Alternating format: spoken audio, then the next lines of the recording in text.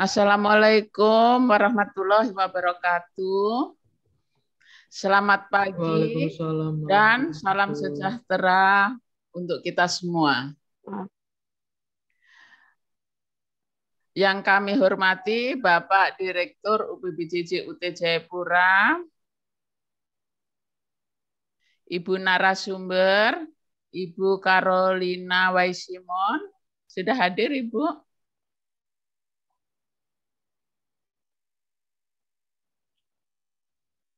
Selamat pagi, Ibu Caroline.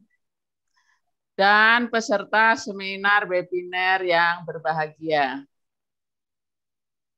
Puji syukur kita panjatkan kehadirat Allah Subhanahu wa taala, Tuhan yang Maha Esa, karena kita telah diberi nikmat berupa kesehatan dan kesempatan untuk menghadiri acara seminar pagi ini.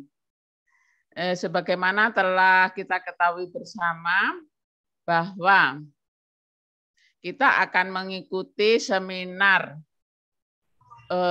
UMKM, Usaha Mikro Kecil dan Menengah, dengan tema strategi membangun UMKM berbasis digital.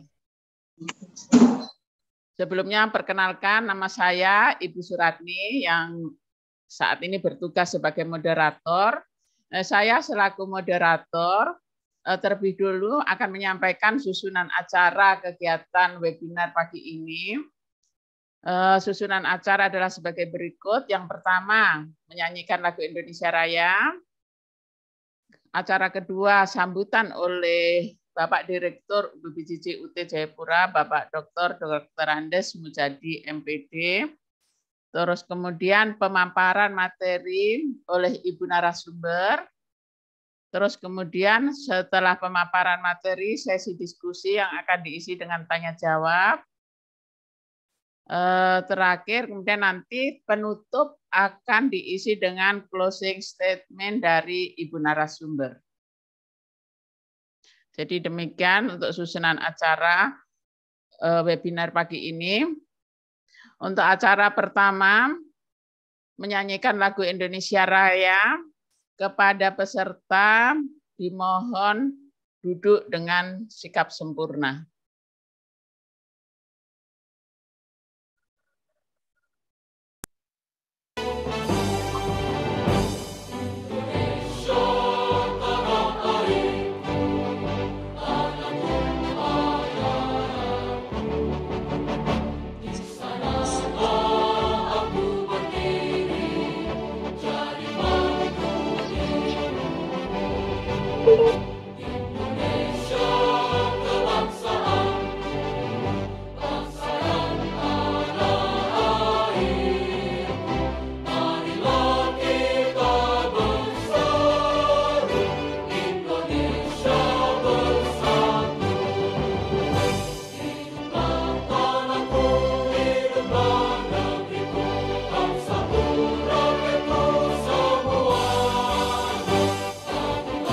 Jiwa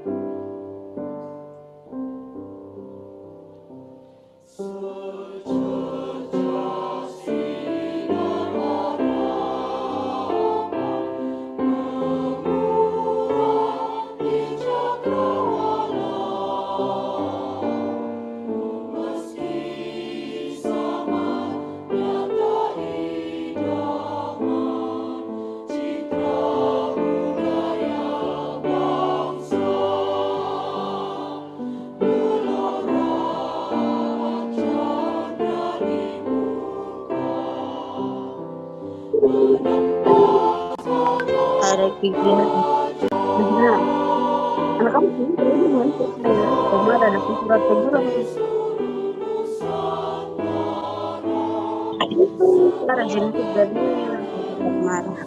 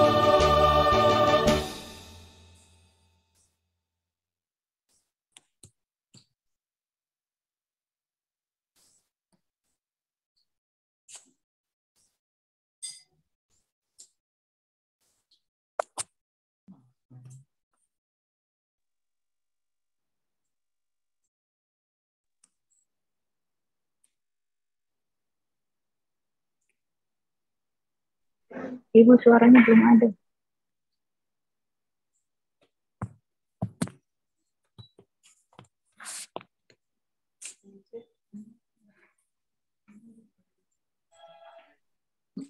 Baik, untuk berikutnya adalah sambutan oleh Bapak Direktur UPBJJ Jayapura.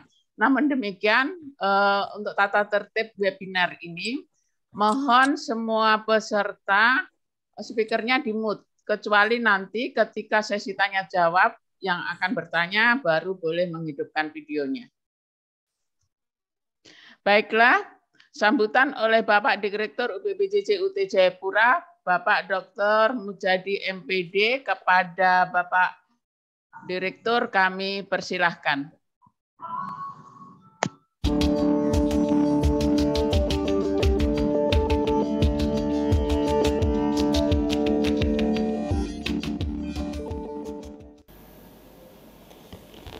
Assalamualaikum warahmatullahi wabarakatuh.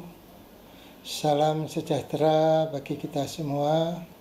Shalom, Om Swastiastu, Nama Budaya, Salam Kebajikan. Yang saya hormati para peserta webinar Strategi Membangun UMKM Berbasis Digital. Baik itu peserta dari Universitas Terbuka atau mahasiswa Universitas Terbuka maupun dari masyarakat yang ada di Papua. Pada hari ini, hari Sabtu tanggal 6 Agustus, rentetan kegiatan kemahasiswaan dalam melakukan kegiatan webinar ini adalah yang ketiga, dan diambil suatu materi yang cukup menantang bagi para mahasiswa maupun masyarakat dengan judul Strategi Membangun UMKM Berbasis Digital. Namun yang utama, saya ucapkan selamat kepada Ibu Caroline Y. Simon, seorang owner of KI and manager of ICO Hill.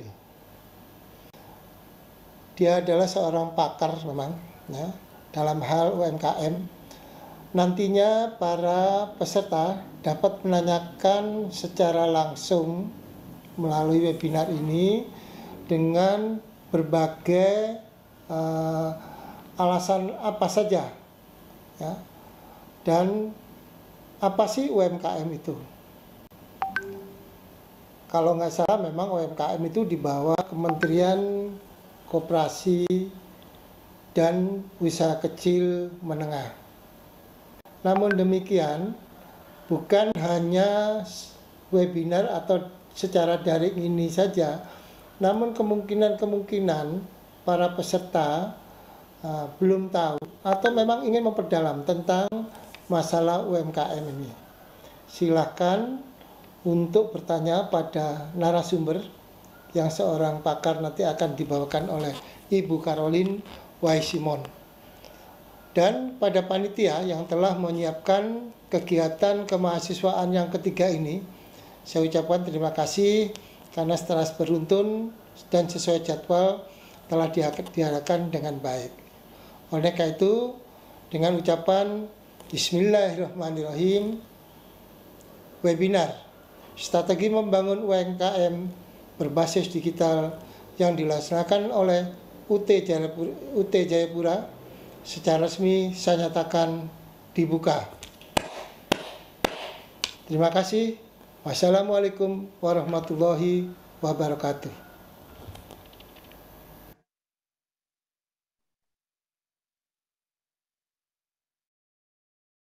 Baik, terima kasih Bapak Direktur BPJJ Jayapura. Untuk selanjutnya, memasuki acara inti webinar pagi ini adalah pemaparan materi dari Ibu narasumber. Namun sebelumnya kami akan bacakan dulu biodata beliau. Seperti tadi telah disampaikan oleh Bapak Direktur bahwa Ibu Carolina Y. Simon adalah seorang pakar UMKM. Beliau lahir dan besar di Bali. Dan beliau telah berkarir di industri pariwisata selama 11 tahun. Beliau juga sebagai pengelola ekowisata di Kabupaten Jayapura. Dan beliau juga sebagai pendiri sebuah brand yang diberi simbol dengan KL ya, Kami Lokal Brand, yang berkolaborasi dengan kelompok berajut suku Namblong Kabupaten Jayapura. Baiklah, kepada Ibu Caroline Y. Simon kami persilahkan untuk menyampaikan materi seminarnya. Selamat pagi semuanya. Kedengaran nggak suaranya?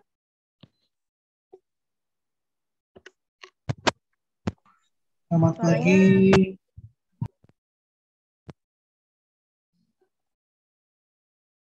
Suaranya masih kecil, Bu, belum kedengaran.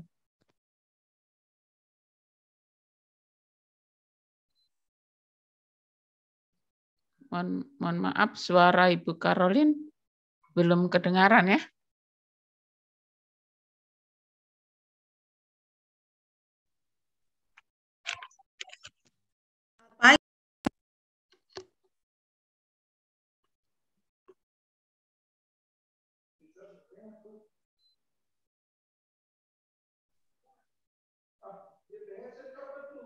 Mohon maaf kok kurang kedengaran, apa di tempat saya atau mungkin jaringan ya Ibu ya?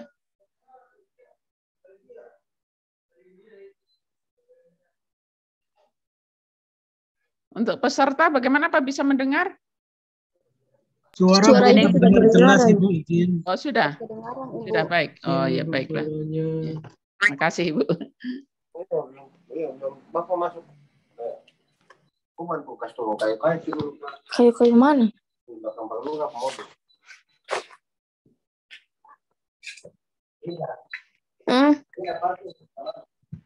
Bapak kan saya juga tahu. Kayu-kayu yang mana? Maaf Ibu, suaranya tidak kedengaran.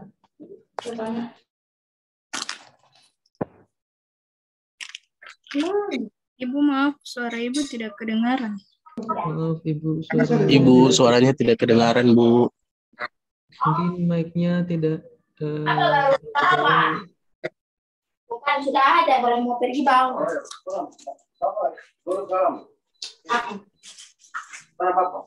Ayo, suaranya sudah kedengaran Bu.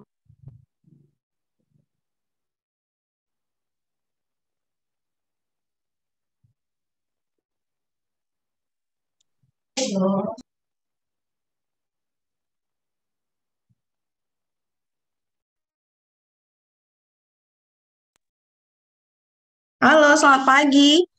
Pagi Bu, sudah Pagi, kedengaran Bu. ya Bu? Kayaknya Pagi, Bu. headsetnya yang problem ya. Maaf. Ya Bu. Oke, selamat pagi semuanya. Mungkin Pagi, saya mulai Bu. perkenalan dulu ya. Soalnya kata orang kalau nggak kenal maka tak sayang. Jadi saya perkenalan dulu. Iya Bu. Nama saya Caroline Y. Simon. Saya campuran. Papa saya orang Genyem, Kabupaten Jayapura. Mama saya Jawa.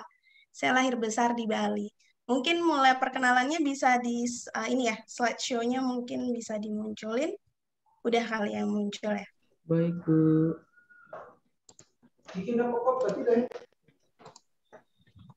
Ya, biar share screen yang ininya mungkin yang presentasinya. Oh, Oke, ini. Ini semua keluar dari ini. Enggak, ini resepnya ini saya mau kasih keluar ini. Saya mau kasih lihat. Oke, ini. ini Ya. sedikit fakta tentang saya yang mungkin teman-teman bisa lihat. Sini saya panggil teman-teman ya karena semuanya kan masih muda ya. Hopefully semuanya masih muda juga. Jadi yang pertama bisa dilihat itu ada gambar Pulau Bali. Pulau Bali itu merepresentasikan saya di mana saya lahir, di mana saya besar, di mana saya bersekolah, dan di mana saya berkarir. Saya tinggal di Bali dari lahir sampai besar. Kebetulan saya baru pindah ke Papua, dan saya juga bisa dibilang pemain baru dalam dunia UMKM di tanah Papua sendiri. Gitu. Jadi saya lahir di sana, saya dibesarkan di sana, saya bersekolah di sana, dan saya pun meniti karir saya di dunia pariwisata itu dimulai dari Pulau Bali itu sendiri. Seperti itu. Kenapa sih saya mulai niti karirnya di pariwisata? Karena kan Bali itu brandingnya udah jelas tuh ya. Bali adalah tempat pariwisata gitu. Yang mana yang semua orang kalau ditanya orang luar negeri itu, kamu pernah ke Indonesia? Nggak pernah. Tapi ke Bali pernah. Pernah. Padahal mereka nggak tahu kalau Bali itu adalah bagian dari Indonesia. Mereka selalu bilang pernah ke Bali tapi belum pernah ke Indonesia. Kayak gitu. Jadi dengan bermula dari saya bersekolah di dunia pariwisata, saya ambil adalah sekolah vocational school, sekolah kejuruan pariwisata, salah satu tempatnya itu ada di Bali, dan dari situ saya mulai meniti karir saya dari awal, yaitu dari seorang staf biasa, ngurusin tiket-tiket orang pergi ke sana, pergi ke sini, sampai puji Tuhan, Tuhan mengizinkan saya sampai punya posisi di salah satu hotel yang ada di Bali. Seperti itu. Lalu yang kedua ada gambar tuh, ada pesawat, ada paspor, ada koper gitu. Karena ini kan digital ya, digital tuh kan kita harus semuanya visual gitu. Kalau tulisan-tulisan bosen. Jadi yang kedua itu ada ditulis di situ 11 tahun berkarir di tourism industry di dunia pariwisata. Jadi saya pernah coba jadi kerja di travel agent pernah, kerja di hotel pernah, restoran pernah, dan itu semua kenyamanan yang saya punya gitu di Bali. Jadi di Pulau Bali itu semuanya ada, nggak ada yang nggak nyaman tuh, semuanya senang, semuanya enak, mau ke pantai deket, mau ke gunung deket gitu, mau jalan-jalan kemanapun dekat gitu. Tapi suatu hari ayah saya adalah salah satu aktivis tentang lingkungan dan masyarakat adat di Papua. Tiba-tiba minta saya untuk pulang ke Papua untuk membantu melanjutkan apa yang keluarga sudah jalankan di Kabupaten Jayapura, yaitu tempat ekowisata. Gambar ketiga adalah Isho Hills Birdwatching tulisannya. Itu adalah tempat salah satu destinasi ekowisata di Kabupaten Jayapura yang sedang kami juga coba mulai pasarkan melalui digital marketing sekarang. Pariwisata ekowisata ini adalah tempat untuk melihat burung cendrawasih bermain di hutan liar, di alamnya. Jadi di rumah aslinya, bukan di kebun binatang. Kalau misalnya kita di kota besar kan bisa lihat burung atau bisa lihat kanguru atau apapun itu kan di kebun binatang. Nah, kalau tempat kami adalah lihat di hutan langsung. Jadi kita bertamu ke rumahnya burung cendrawasih. Nah, kalau mau bertamu bisa datang ke tempat kami. Itu lokasinya ada di distrik Nimbokrang di Kabupaten Jayapura. Nah, kenapa sih dari gambar 1, 2 langsung lompat ke Isho Hills gitu? Itu yang saya ingin jelaskan adalah saya meninggalkan semua kenyamanan yang saya punya di Bali untuk pindah ke Papua. Mungkin masih slide 1, sorry ya.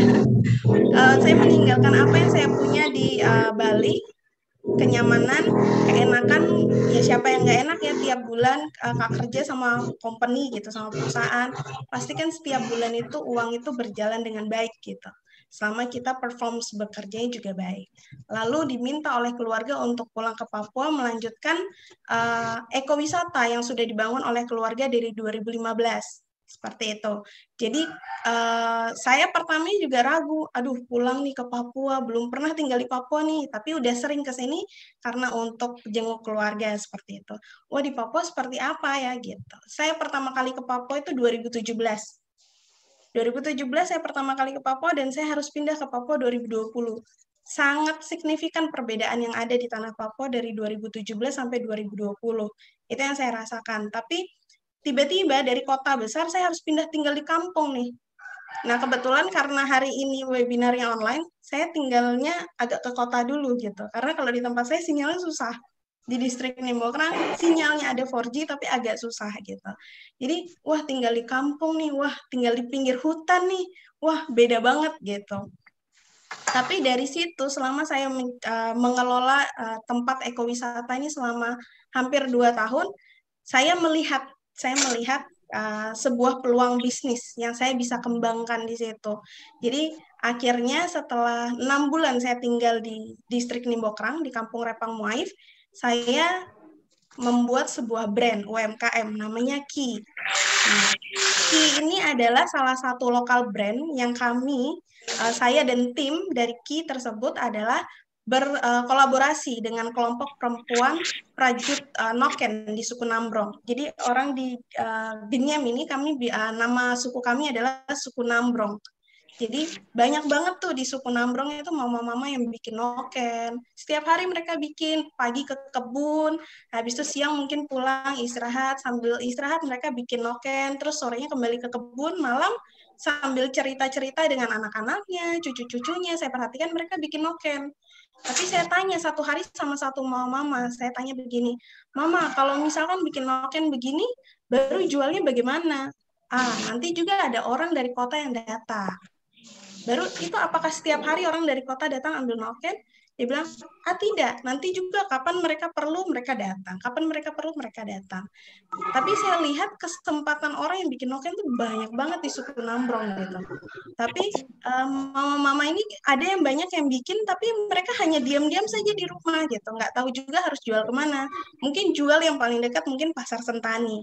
Tapi yang saya lihat adalah saat mereka menjual ke Pasar Sentani, dan mereka kembali ke Genyem, kadang itu cuma satu noken, ataupun kadang tidak satu pun noken yang mereka bawa itu terjual. Kalau dihitung secara bisnis, itu rugi. Mereka harus turun naik taksi, mereka harus makan di kota, harus beli minum, belum nanti beli sirih, beli pinang, toh itu pasti. Udah begitu harus kembali lagi naik taksi untuk kembali ke Genyem. Nah, kalau secara bisnis perhitungan itu sudah tidak balance, sudah tidak seimbang, tidak ada keuntungan di situ, yang ada kerugian gitu. Tapi banyak sekali yang saya lihat adalah mama-mama di sini mereka ingin gitu, mereka ingin gimana sih caranya untuk jual noken mereka, tapi mereka nggak harus naik turun, itu caranya seperti apa. Akhirnya dengan saya membuat brand ini, dan saya mulai membuat berawal dari Instagram. Saya coba mulai berawal dari Instagram. Membuat sebuah online shop di Instagram untuk membantu mama-mama yang ada di suku Nambrong ini untuk menjual nokennya gitu. Jadi saya berawal dari 2 mama-mama. Sekarang saya sudah berkolaborasi dengan 10 mama-mama di suku Nambrong untuk bikin noken, dan saya jualkan itu secara online. Jadi kalau jual secara online pun itu semuanya sekarang kan serba digital ya. Orang yang jauh aja bisa beli barang sampai jauh-jauh di Papua sini. Orang yang dari Aceh, orang yang dari Jawa bisa semua beli itu noken dari kita, karena semuanya apa? Karena semuanya melalui digital. Yaitu salah satunya digital marketing, yang mana nanti dijelasin di belakang gitu. Tapi sekarang saya mau perkenalan lagi. Terus kenapa sih saya pilih noken gitu? Kenapa sih brand saya Ki itu identik dengan noken gitu? Mungkin untuk pelanggan-pelanggan yang beli sama saya udah tahu tuh, oh Caroline Y. Simon, oh berarti itu dia yang jual noken tuh, yang jual noken gitu. Brandnya apa? Brandnya Ki gitu. Mereka udah mulai hafal dari situ, dan itu pun meniti brand itu pelan-pelan. Jadi tidak langsung orang tahu, enggak, tapi pelan-pelan seperti itu. Jadi namanya orang usaha, namanya orang berbisnis tuh nggak bisa langsung buat sekarang, untungnya besok, nggak bisa. Jadi buat sekarang, proses dulu sambil kita lihat perjalanannya seperti apa, dan akhirnya saya dan tim memutuskan apa yang kita percayai untuk brand kita, namanya sustainable fashion. Itu. Sustainable fashion, apa sih sustainable fashion gitu? Mungkin ada beberapa teman-teman yang nanya, apa sih sustainable fashion itu? Nah, sustainable fashion itu adalah yang saya mulai pelajari setelah saya berbisnis noken ini. Noken ini kan tas ya, tas itu kan bagian dari fashion, bagian dari barang yang kita pakai kemana-mana gitu. Nah, fashion itu adalah salah satu perusak alam atau lingkungan yang paling besar di bumi ini, fashion. Karena orang kan beli baju yang penting aku suka deh bajunya gitu, tapi tidak melihat bagaimana proses baju itu, apakah produknya baik atau tidak. Yang penting suka, beli. Oh suka tas ini, suka, beli gitu. Oh kalau nggak suka ya udah dibuang. Oh nggak suka ya udah dibuang gitu. Dan fashion adalah penyumbang sampah paling besar. Jadi itu makanya saya dan tim saya kita mencoba nih mencari cara, belajar lagi, kira-kira apa yang cocok ya untuk noken ini. Dan saya menemukan noken ini yang saya jual adalah 100% serat kayu, jadi bukan yang benang. Dan serat kayu ini kan datang dari alam. Kalau rusak, dibuang ke tanah, dia akan terurai, tidak akan meninggalkan dampak apapun. Jadi langsung terurai aja. Jadi kita mengambil konsep yang kita coba bawa adalah sustainable fashion. Kenapa sustainable dan kenapa fashion? Fashion udah saya jelaskan. Fashion adalah salah satu gaya. Tas itu kan gaya, untuk kita gaya ya. Untuk hari ini mau bawa noken wamena, hari ini mau ketemu pejabat pakai noken anggrek gitu. Kan itu fashion, menyesuaikan dengan siapa kita bertemu, dengan pakaian apa yang kita pakai. Nah, kenapa sih sustainable? Sustainable tuh artinya berkelanjutan. Jadi saya ingin brand yang saya buat ini bukan untuk saya aja, tapi berkelanjutan untuk yang beli brand saya, yang beli noken saya, orang-orang mama-mama yang buat noken ini juga berdampak secara positif ya, berdampak juga. Jadi berkelanjutan. Jadi hutannya juga ada dampak baiknya. Mama-mama yang bikin noken juga secara ekonomi dan sosial berdampak baik. Saya juga berdampak baik sebagai orang yang menjalankan UMKM. Pembeli saya juga punya sedikit dampak baik dari hal yang kita buat, yang kita produksi gitu. Dan itu tidak hanya ke kita, tapi saya ingin dampaknya itu turun-temurun terus tuh. Nanti hutannya kan regenerasi, mama-mama juga regenerasi, mungkin anak-anaknya, mama-mamanya mungkin nanti udah tua banget nggak bisa bikin, anaknya bisa mulai belajar. Jadi anaknya yang melanjutkan bisnis dengan saya. Mungkin saya nanti udah tua banget, udah nggak bisa lanjutin bisnis, anak saya bisa lanjutin. Terus pembelinya mungkin dulu emaknya nih yang beli sama saya. Mungkin setelah itu karena anak saya yang pegang, anaknya emaknya itu yang beli sama saya. Nah, itu kenapa harus sustainable, harus berkelanjutan. Jadi kalau misalnya, saya sih pingin kalau misalnya bikin bisnis itu, jangan mikir untungnya. Oh, of course, kalau kita ngomongin bisnis pasti untung ya, itu pasti.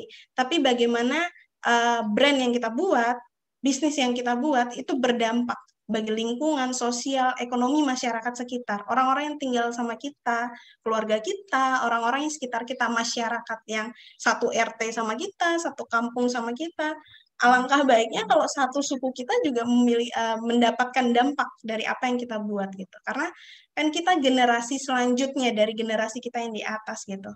Pastinya generasi yang sekarang itu kita harus mulai berpikir gimana sih caranya apa yang kita buat untuk sekarang itu bukan berdampak untung sekarang aja gitu, tapi berkelanjutan baik untuk alam, baik untuk manusianya juga gitu. Karena di generasi kita ngerasa ini krisis COVID kan, itu kan salah satu hal yang buat saya pribadi ya, karena mungkin kita terlalu banyak mengambil alam dan alam akhirnya marah sama kita. Nih, gue tutup nih 2 tahun, gimana tuh gitu. Akhirnya yang berdampak siapa? Bukan hanya alamnya saja yang berdampak, tapi manusia yang lebih dirugikan gitu. Jadi dari semua yang saya rasakan selama saya di Papua, ada COVID, pindah dari kota tinggal di kampung, terus hidup dengan masyarakat di sana, akhirnya saya membentuk sebuah lokal brand namanya Ki, dan kami ingin mencoba bukan mendebrak ya, mungkin kami ingin memperkenalkan.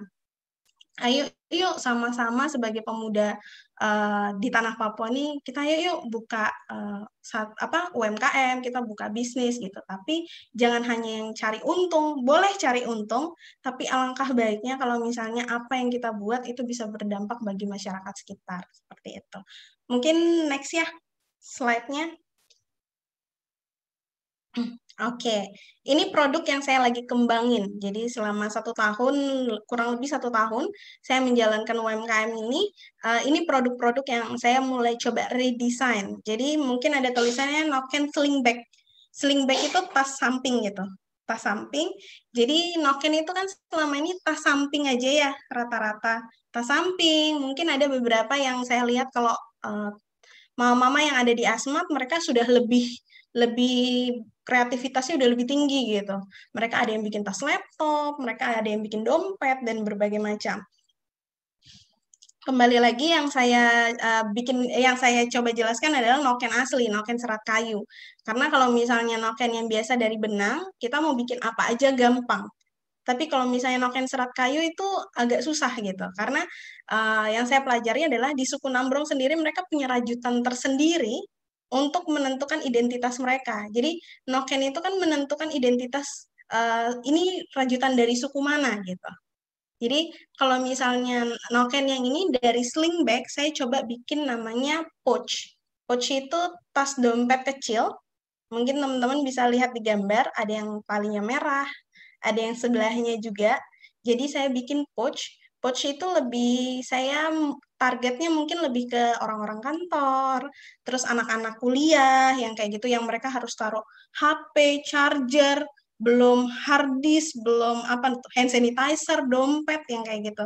Jadi kalau misalnya pouch itu kan lebih simple dan lebih chic, jadi kalau dimasukin ke tas lebih gampang. Jadi mungkin saya jadi terbagi marketnya. Itu pun market itu terbagi sejalannya dengan waktu. Kita menentukan market di awal, tapi sejalannya dengan waktu itu akan terbagi tersendiri. Mungkin kalau noken-noken yang tradisional, itu mungkin yang beli ke kami, itu lebih banyak teman-teman di luar Papua yang senang budaya, yang cinta Papua, yang mungkin untuk oleh-oleh, mereka lebih senang seperti itu. Tapi untuk di dalam Jayapura, di dalam Papua sendiri, kita punya market sendiri. Teman-teman biasa orang-orang kantor, orang-orang bank, orang-orang dinas, mereka lebih senang yang pouch. Pouch itu karena lebih simpel, bisa dibawa kemana-mana, dan itu marketnya memang segmented jatuhnya, jadi khusus, jatuhnya ke perempuan gitu. Jadi kenapa saya pingin lihatin untuk produk list saya, itu karena apa? Karena kita ini kan anak muda ya, harus berkreativitas. Harus berkreativitas, bukan kita menghilangkan nilai nokennya, identitasnya, tidak sama sekali, tapi bagaimana kita mencoba menggunakan apa nih yang selama ini ada di orang tua kita, pengalaman mereka, nasihat mereka, budaya yang kita punya, tapi kita coba selaraskan dengan kehidupan zaman yang kita punya sekarang. Semua serba teknologi, semuanya harus kreatif, semuanya harus serba visual gitu. Jadi kita mencoba menyelaraskan apa yang sudah ada di orang tua untuk kita bisa hidupi sekarang. Contohnya seperti ini, apalagi UMKM. Kompetisi itu kan makin banyak. Yang jual noken di Papua, wah banyak. Bukan saya aja, banyak banget. Dan dari kabupaten sampai Jayapura, itu bisa dapat noken di mana aja. Di mana aja itu bisa dapat noken. Tapi kenapa saya memilih untuk online shop gitu? Kenapa saya larinya ke digital marketing gitu? Karena kan balik lagi, saya tinggalnya di kampung. Beda kalau sama teman-teman yang tinggal di kota, mungkin lebih gampang untuk jualan, bikin toko di kota, kan orang lalu lalang lebih, trafficnya lebih banyak. Kalau saya di kampung kan, traffic dari mana gitu, macet aja enggak gitu, enggak kayak kota Jayapura yang macet. Bisa hitung pakai jari mobil yang lewat, motor yang lewat setiap hari gitu. Apalagi saya tinggal di samping hutan. Jadi pasti orang-orang yang memang punya tujuan baru datang ke kampung kami gitu. Kalau memang tidak ada tujuan untuk mungkin lihat cendrawasih atau mungkin tidak ada tujuan untuk sharing pemikiran dengan kami yang ada di kampung, kami tidak ada orang gitu, tidak ada market gitu. Itu makanya digital marketing sangat memudahkan saya sebagai UMKM yang produksinya tuh dari kampung ke kampung. Jadi kayak saya tuh dari misalnya hari ini ada orderan noken sekian, oh kampung ini udah dapet, mama yang di kampung ini, oh berarti saya harus ke mama yang di kampung ini, oh berarti habis itu saya harus ke mama yang di kampung ini. Jadi itu memudahkan saya dengan adanya digital, karena saya tidak selalu ada di tempat yang ada sinyal.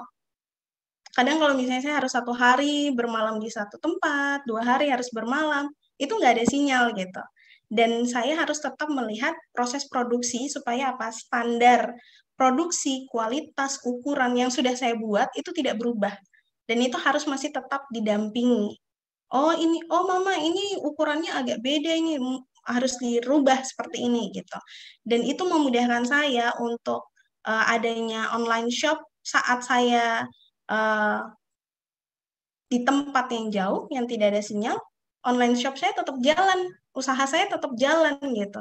Dan kelebihannya lagi adalah yang bisa lihat produk saya, mungkin mama yang jual di sepanjang Jayapura sini, mungkin yang di AB, mungkin yang di Pasar Sentani, Pasar Hamadi, atau yang Pasar Mama Papua, itu mungkin yang datang ke Papua mereka yang lihat.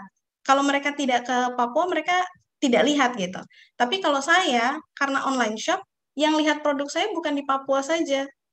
Jadi ada yang di Jakarta, di Yogyakarta, ada yang di Australia, ada yang di Italia, ada yang di Belanda, seperti itu. Jadi marketnya lebih luas. Jadi sayanya diem di kampung, tapi saya jualannya keluar banyak gitu. Nah itu kelebihan sebuah digital marketing. Itu kelebihannya kalau kita punya online shop. Yang lihat bukan satu tempat saja, tapi besar. Jadi banyak yang bisa lihat, seperti itu. Mungkin next ke selanjutnya. Oke, mungkin itu sedikit perkenalan sebelumnya tentang saya. Nama saya berasal dari mana, apa yang saya jalankan, dan apa yang saya coba hidupi dalam bisnis yang saya mulai rintis sekarang. Mungkin yang ini adalah yang saya mulai mau share sama teman-teman. Tentang mungkin teman-teman di sini ada yang, aduh pingin bisnis tapi takut gagal. Aduh pingin mulai coba bikin ini, tapi nanti kalau nggak kejual barangnya gimana? Rugi dong. Nggak sukses dong. Namanya orang berbisnis, kesuksesan, kegagalan, jatuh bangun itu udah bagian gitu. Jadi bukan lawan kata ya. Lawan katanya sukses, gagal. Kalau di bisnis enggak. Malah gagal itu teman terbaik untuk kita bisa jadi sukses. Jadi kalau misalnya gagal, nggak apa-apa. Berdiri aja lagi, coba lagi gitu. Gagal, berdiri lagi, coba lagi. Saya gagal bukan 1-2 kali. Kalau misalnya mau dibilang namanya jualan noken, banyak banget orang yang jualan noken di Papua gitu. Tapi gimana kegagalan yang saya coba, yang saya dapatkan sebelum-sebelumnya, saya coba nih refleksi diri. Oh, kira-kira gagal itu di mana ya? Kenapa ya saya kok bisa gagal gitu? Apa ya kekurangan dari produk saya? Apa sih kurangnya brand saya? Kok bisa saya nggak bisa sukses kayak mama yang di kota jualan noken juga gitu? Apa karena saya di kampung kah? Apa karena saya nggak punya toko gitu, makanya saya bisa gagal gitu jualan noken kayak gitu. Tapi ini apa yang saya sharing hari ini adalah bukan karena saya sekolah bisnis, bukan karena pendidikan saya tinggi, tidak, tapi saya men-sharing pengalaman. Jadi apa yang saya sampaikan di sini berdasarkan pengalaman yang saya sudah jalankan selama ini. Selain mengelola ekowisata, juga sebagai UMKM muda di Papua yang mencoba untuk kita bisa bersanding dengan teman-teman lain di luar Papua seperti itu. Mungkin yang pertama nih, membangun bisnis. Bisnis itu kan kalau buat saya pribadi, berdagang dengan berbisnis beda ya. Kalau berdagang, jualan hari ini, untung hari ini, habis hari ini, sudah selesai. Tapi kalau berbisnis, itu tidak. Berbisnis itu kita mulai sekarang, kita rintis pelan-pelan, dan itu terus-menerus berkelanjutan. Karena bisnis, orang yang buka bisnis itu macam-macam. Ada yang ingin cari untung besar, ada yang ingin, oh trennya sekarang jualan iPhone, ya udah jualan iPhone aja, nggak mau jualan Android, Samsung, ada. Tapi ada juga orang-orang yang berbisnis itu ingin bisnisnya tuh panjang gitu. Jadi 15 tahun, 30 tahun menjalankan bisnis sama gitu. Karena apa? Karena mereka ingin bisnis itu berkelanjutan dan berdampak untuk orang-orang sekitar mereka. Jadi yang pertama mungkin di situ ada tulisan usaha yang akan dijalankan berkelanjutan, sustain. Itu yang saya jelaskan dari tadi, dan itulah brand yang saya coba mulai perkenalkan gitu. Saya pingin bisnis yang teman-teman mungkin udah pikir nih, oh aku mau bisnis baju, oh aku mau bisnis jadi punya organisasi event. Masih kedengeran ya? Masih, Ibu. Oke, soalnya di sini internetnya unstabil, jadi saya takutnya ke loss. Jadi di situ ditulis berkelanjutan dan sustain, berdampak sosial ekonomi bagi masyarakat lokal. Jadi yang saya lihat adalah masyarakat Papua ini kan keterikatan secara family, kekeluargaannya tuh kuat banget ya. Kalian luar biasa gitu, kuat banget kekeluargaan kalian, bagaimana kalian care, benar-benar peduli satu dengan yang lainnya gitu. Kalian punya mama ade, bapak ade, punya sepupu, punya ini, itu udah sebenarnya salah satu modal yang kuat gitu untuk kalian bisa menjalankan sebuah usaha yang berdampak dan sustain. Itu udah modal besar sekali yang mungkin yang saya lihat, saya lahir besar di Bali, saya tidak dapatkan itu gitu. Tapi waktu saya pulang ke Papua, saya belajar banyak gitu dari keluarga di sini. Wah, luar biasa, kalian punya rasa kekeluargaan, kalian punya sosial, kalian caring each other, peduli satu dengan yang lainnya, itu luar biasa gitu. Yang mungkin di luar sana belum tentu, apalagi kita yang di kota besar, belum tentu punya itu gitu. Kayak ya udah lu gue gitu. Ya udah kamu bikin bisnis, bikin aja gitu. Nanti kita lihat aja kamu sampai mana. Itu enggak. Tapi kalau di Papua ini ada satu keluarga yang mau bikin bisnis atau mau buka kios gitu. Nanti datang deh anak-anaknya, keponakannya, siapanya misalnya omnya, tantenya atau kakaknya, apa nih yang bisa dibantu gitu. Oh, siapin makan, siapin minum. Oh, aku bantu ini, bantu ini. Nah, itu udah modal besar. Buat saya, itu udah modal besar gitu. Dan itu luar biasa. Yang saya baru temukan di sini gitu, belum temukan di tempat lain. Sama seperti saya. Saya mau coba mulai UMKM saya, brand kini, tidak banyak yang bantu. 2 perajut yang membantu saya. Dan itu keluarga saya sendiri gitu. Dan itu keluarga saya sendiri yang akhirnya berdampak luas di luar keluarga saya.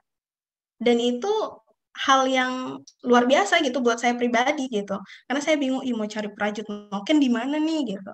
Tapi ternyata ada keluarga yang datang, ayo sudah, mama bantu sudah, mama duluan sudah, mama yang mulai sudah sama kamu. Ayo kita jalan sama-sama sudah gitu. Oh, luar biasa gitu.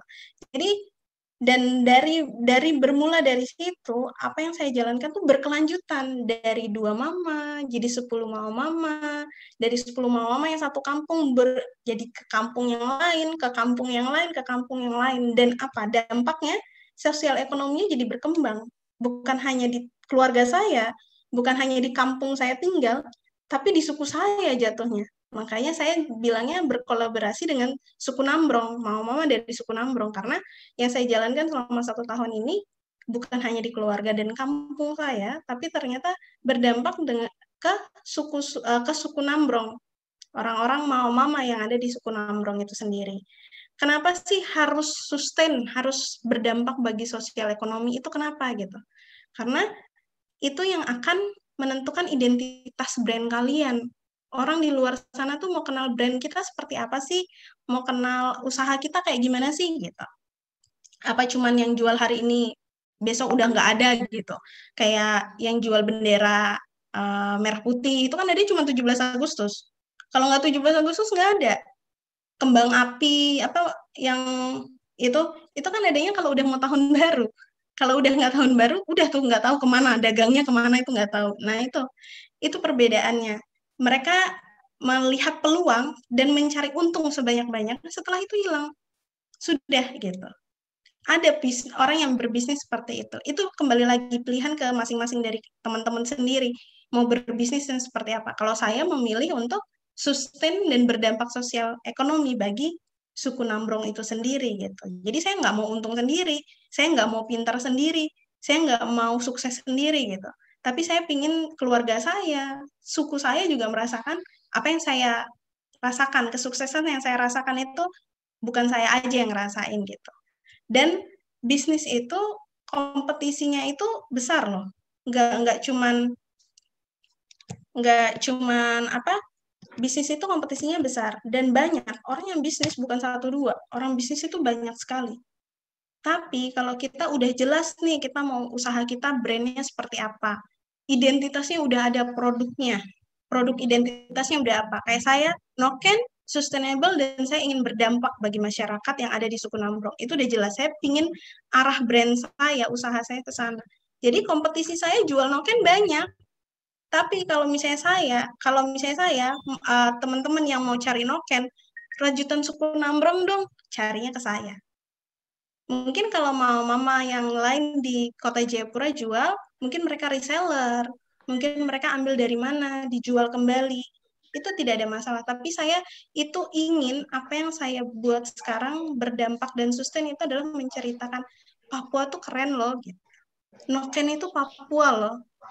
Tapi kalau misalnya kita tidak tahu identitas produk kita nggak tahu tuh bagaimana menceritakan Noken itu seperti apa. Dan barang Noken itu ya sekedar just a bag gitu, hanya tas gitu. Hanya tas dari Papua gitu. Tapi kalau misalnya kita sudah bangun identitas kita, kayak saya ingin mempromosikan budaya dari suku Nambrong. Jadi saya jual Noken bukan hanya jual Noken, tapi saya juga menceritakan hari-hari saya pakai Noken dari suku Nambrong. Orang ketemu saya, kenal saya bilang, oh ini produk saya kolaborasi dengan mama dari suku Nambrong. Di situ saya mulai menceritakan, oh produk saya seperti ini. Bagi suku Nambrong, Noken itu seperti ini gitu. Itu kelebihan yang harus kita punya, karena digital marketing dan generasi yang kita punya sekarang itu senang diceritain, apalagi kalau kita storytelling menceritakan sesuatu tuh mereka senang gitu. Jadi itu udah dapat poin lagi tuh, modal lagi. Udah kita dapat modal besar, keluarga yang sangat mudah mendukung kita karena itu caring to each other-nya besar. Kita dapat modal lagi dari generasi kita, senang dengar cerita. Nah, itu untuk bisnis itu bisa jadi modal lagi. Dan itu yang akan membuat kita kompetisi semakin masifnya berkurang. Karena kita udah tahu tuh identitasnya seperti apa. Gitu. Lalu yang ketiga di sebelah kanan atas ya. Ini yang saya mulai. Setelah saya lihat, oh ternyata saya pingin brand saya seperti ini. Dan saya mulai identifikasi potensi. Identifikasi potensi itu kira-kira yang buat Noken suku Nambrong tuh di kampung mana aja ya? ada berapa mama-mama ya gitu. Terus kampungnya di mana aja yang buat? Apakah mereka memang setiap hari buat atau cuma sampingan? Itu harus dibedakan. Kalau kita mau bisnis, kita harus komitmen. Dan mama-mama yang rajut itu juga harus komitmen. Saya mau noken 5 1 minggu, bisa nggak gitu? Saya mau noken 2 3 hari, bisa nggak? Nah itu komitmen. Harus ada komitmen antara kita, pelaku UMKM, dengan orang yang kita ajak bekerja sama. Kalau saya mau mama, karena bikin noken. Nggak mungkin saya bikin noken. Saya belum lulus untuk bikin noken. Itu. Jadi identifikasi potensi. Setelah identifikasi potensi, dibagi. Yang mana yang bisa komitmen, mana yang tidak. Mungkin kalau tidak komitmen, mungkin pas mereka datang, mereka jual, oh kita boleh kasih tahu, oh harus kayak gini mah, kalau misalnya jual ke saya harus seperti ini. Itu ada pembagiannya. Setelah itu identifikasi masalah. Udah nih, udah ada 2 kubu nih. Satu komitmen, satunya ya nanti kalau ada boleh deh, kalau enggak ya udah deh gitu. Ada yang seperti itu, oh ternyata itu ada masalah lagi. Kalau saya, selain masalah saya adalah mobilitas, kayak nggak mungkin saya naik turun ya. Nimbokrang Jayapura cuma jual 1 noken. Nimbokrang Sentani cuma jual 1 noken. Rugi sama biaya naik turun pakai taksi, pakai mobil, itu udah rugi gitu. Bensin, apalagi BBM sekarang naik ya, itu lebih rugi lagi gitu. Jadi, oh ternyata mobilitas masalah saya. Oh ternyata karena tempat saya jauh. Oh apa nih yang saya harus selesaikan? Ternyata saya harus bekerja sama dengan kurir, dengan perusahaan yang ada di Nimbokrang yang mereka untuk antar seperti JNE, Lion Parcel, DHL, kantor pos. Oh ternyata masalah mobilitas saya bisa diselesaikan dengan mereka. Akhirnya saya identifikasi lah. Oh kalau misalnya JNE bisa tuh di dalam Papua, kota Jayapura. Habis itu kalau Lion Parcel berarti luar Papua, DHL ke luar negeri, kantor pos bisa dalam negeri dan luar negeri. Nah, masalahnya udah selesai. Dan itu sudah ketemu yang ketiga, solusinya dari masalah itu. Solusinya apa? Bekerja sama dengan mereka. Jadi di situ saya bisa nemuin nilai unik usaha saya jatuhnya. Dan itu akan mengurangi, balik lagi, nomor 2-nya, kompetisi yang semakin masif, itu saya kompetisinya akan berkurang. Karena apa? Karena saya udah tahu yang jual noken suku Nambrong online saya. Dan saya bukan hanya menjual, tapi saya ingin menceritakan, mempromosikan budaya suku Nambrong ini seperti apa. Bagaimana sih keterikatannya sebuah noken dengan suku kami itu seperti apa. Yang kayak gitu. Jadi itu udah jadi nilai unik usaha saya yang pelanggan-pelanggan saya udah tahu gitu. Oh kalau beli ke sini nanti dikasih tahu nih sama yang punya, noken tuh kayak gini-gini loh, buatnya susah loh gitu. Karena kan orang di luar itu banyak, cuma noken aja kok mahal banget gitu. Saya dulu pertama kali datang, noken, tas ini mahal banget gitu. Tapi setelah saya hidup dengan masyarakat di sana, saya ngerti, ya jelas mahal, buatnya susah, masuk ke hutan, dipintal manual pakai paha, sakit loh pakai paha itu. Dan itu ya jelas mahal gitu, dan itu menggunakan tangan manusia, nggak pakai mesin, tangan manusia, dan itu pantas untuk menjadi barang yang mahal, dan mempunyai nilai budaya dan identitas dari sebuah etnik, itu pantas, itu mahal. Dan itu yang ingin saya coba sampaikan melalui brand saya juga. Kalau noken itu bukan sekedar tas, noken itu bukan sekedar barang yang kamu pakai kemana-mana, taruh barang, enggak. Tapi dari tangan mama-mama yang buat, 2 tangan mama-mama yang buat 1 noken itu, dia taruh cinta di situ, dia taruh waktunya dia di situ, dia taruh perhatiannya di situ. Nah, itu yang menjadi nilai unik usaha. Mungkin banyak teman-teman yang mungkin, kenapa harus kayak gitu? Mungkin nanti kalau teman-teman udah mulai mencoba untuk mau buka usaha, itu akan terbersit secara, oh ternyata harus punya nilai unik usaha nih, biar nggak bisa saingi dengan usaha yang lain. Gitu. Nah, dari situ kalau udah punya nilai unik usaha, yang terakhir. Nah, yang terakhir ini yang saya mungkin nanti bahas lebih panjang lagi, karena biasanya kalau saya pribadi, saya gagal karena 3 hal ini. 3 hal yang terakhir ini, saya gagal karena 3 ini salah satunya. Target konsumen, branding, sama digital marketing. Target konsumen saya tuh dulu awalnya ya udahlah jual noken gitu. Mama ini kan susah jual noken, ya udah jualin aja gitu. Terus tanpa membranding produk saya, tanpa membranding diri saya gitu. Terus saya coba ya udah deh buka aja digital marketing, ya udah online shop aja di Instagram, kalau ada yang beli ya udah gitu. Mungkin next slide-nya. Nah, ini 3 hal yang buat saya pribadi kenapa penting banget untuk buka usaha atau mau jadi UMKM tuh 3 hal ini penting buat saya pribadi dan saya mau share ke teman-teman. Target itu harus jelas. Target itu ada pilihan, ada mau di Papua aja, ada tuh Pulau Papua tuh di gambarnya. Atau mau Indonesia targetnya. Atau mau lebih besar, satu dunia nih beli barang kalian. Misalnya yang beli dari mana? Yang beli dari Amerika, yang beli dari Jerman, yang beli dari Jepang gitu. Atau yang beli dari opa-opa Korea, bisa juga kan? Kita nggak ada yang tahu gitu. Jadi harus jelas. Jadi mau di Papua, mau di Indonesia, atau mau sampai ke luar negeri kayak gitu. Terus ada lagi di bawahnya sebelah kiri, age, umur. Targetnya umurnya mau umur berapa nih? Nah, kalau kayak tadi, saya akhirnya terbagi produk saya 2. Ada yang noken tradisional, ada yang noken modern. Nah, itu marketnya terbagi gitu. Pastinya yang pouch itu di dalam Indonesia atau di dalam Papua itu sendiri. Nah, kalau misalnya yang tradisional, itu lebih luas. Bisa sampai ke Amerika, bisa sampai ke Italia, bisa sampai ke Belanda, Australia, Indonesia, di Jakarta, Yogyakarta. Karena apa? Karena nilai budaya yang kita punya dari noken itu yang mereka ingin coba sampaikan ke teman-teman yang mereka belikan oleh-oleh melalui saya. Ini pelanggan saya. Dan umurnya nanti terbagi juga. Yang pouch mungkin umur-umur anak-anak milenials, emak-emak yang kerja di kantoran gitu kan, yang kerja di bank kayak gitu. Mungkin kalau bapak-bapak nggak mungkin bawa pouch, pasti pakainya noken biasa gitu. Dan umurnya pun akan terbagi, nggak mungkin produk saya dipakai anak bayi, nggak mungkin produk saya dipakai anak balita, gitu. Kan mereka belum ke kantor, mereka belum sekolah gitu. Jadi mereka nggak mungkin pakai itu. Nah, umurnya sudah terbagi. Gender balik lagi. Produk saya terbagi gender.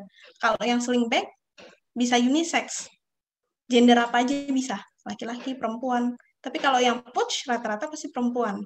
Karena kalau bapak-bapak bawa pouch, ya nanti jadi pertanyaan gitu, kok bawa tas-tas dompet kecil sih gitu. Terus market. Nah, marketnya ini luas. Market itu macam-macam. Ada anak sekolah, ada orang-orang yang senang outdoor, kayak trekking, naik gunung, kayak gitu. Terus ada yang senang di depan laptop aja kerjanya. Ada yang orang profesional. Profesional itu kayak bos-bos, mungkin kayak pejabat gitu ya. Itu mungkin yang bawa-bawa tas-tas yang profesional banget. Ada yang ibu-ibu diem di rumah. Ada teman-teman yang kerjaannya terbang ke sana, terbang ke sini nih. Mungkin tugas di mana, mungkin hari ini tugas di sini, mungkin besok tugas ke sini, mungkin tugas dinas ke sini. Ada orang yang seperti itu. Ada orang yang tinggal, yang kerjanya di dalam bangunan, building. Kayak orang bank, orang-orang kantor, orang-orang dinas, dosen-dosen, guru-guru, itu kan diam di dalam ruangan, dalam gedung gitu. Jadi marketnya udah jelas. Kalau saya, kayak misalnya brand saya UMKM mungkin bisa dapat semuanya gitu. Tapi tempat ekowisata yang saya jalankan, marketnya tidak bisa semuanya. Karena nggak semua orang suka masuk dalam hutan. Nyamuknya banyak katanya. Capek, naik turun gunung. Nah, ada orang-orang yang kayak gitu. Nah, itu marketnya udah terbagi dengan baik gitu. Jadi, UMKM yang key ini saya marketnya ke arah mana, tempat yang saya kelola ekowisata, marketnya ke mana. Itu sudah terbagi dengan jelas, seperti itu. Next slide mungkin, tolong. Nah, kalau sudah jelas targetnya mau apa, nah, perlu banget. Jadi yang di branding itu bukan produk aja, teman-teman. Jadi bukan barangnya aja yang di branding, tapi diri kita juga harus di branding gitu. Karena ada keterikatan antara bisnis yang kita buat dengan personality kita, dengan kepribadian kita, itu ada keterikatan. Oh, brandnya ini, siapa sih yang punya? Oh, ini, oh iya deh, gitu. Kadang bisa bisnis itu tidak terlalu baik, tapi karena ada muka artis, barang itu jadi laku. Padahal sebenarnya barangnya nggak terlalu bagus mungkin, makanannya nggak terlalu enak mungkin, tapi karena mukanya artis yang dipasang di situ, jadi orang, wah, misalnya yang dipasang opa-opa Korea gitu, mau makanannya nggak enak, tetap aja orang mungkin datang cuma untuk foto aja. Nah, itu kekuatan dari namanya personal branding, the power of personal branding gitu. Jadi orangnya itu brandingnya udah kuat. Jadi mau bikin apapun, orang akan ikut, marketnya itu akan ikut, konsumennya akan ikut gitu. Jadi gimana sih caranya untuk bangun personal branding? Nah, ada beberapa tahapan untuk bangun. Ini sesuai dengan apa yang saya, balik lagi, pengalaman saya pribadi ya teman-teman. Saya bukan guru, jadi nggak bisa ngajarin. Saya bukan datang dari pendidikan yang tinggi, jadi saya nggak bisa sharing yang hal yang terlalu tinggi. Jadi saya sharing apa yang saya rasakan pribadi gitu, berbagi pengalaman aja. Jadi yang pertama otentik. Otentik itu kayak identitas gitu, kayak otentiknya kamu apa sih gitu.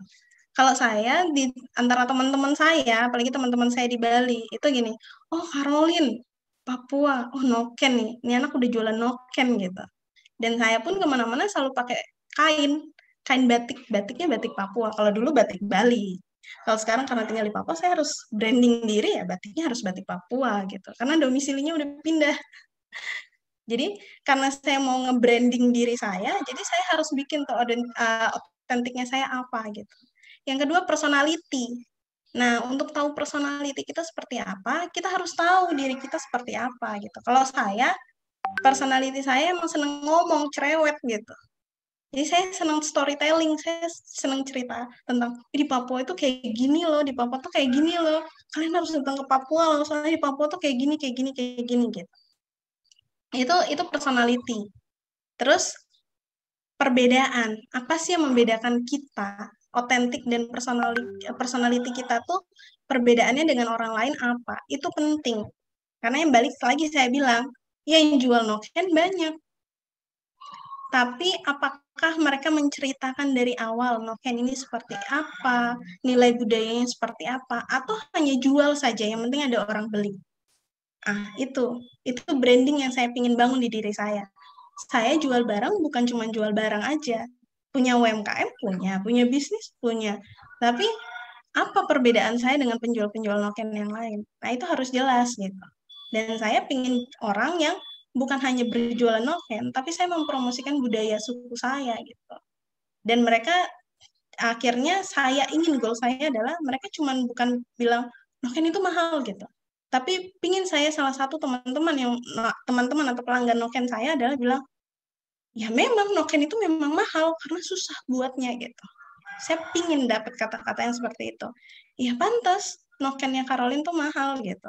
Karena apa? Ya karena dia naik turun gunung, keluar masuk kampung, yang mana nggak ada sinyalnya gitu. Hal-hal itu yang harus mereka appreciate, hal-hal itu yang harus mereka hargai seperti itu. Jadi di situ kita akan dapetin tuh value. Value bukan value produk saja, tapi value dari personal branding kita. Kita punya nilai. Jadi bukan barangnya aja, tapi nama kita juga bisa diperjualbelikan gitu.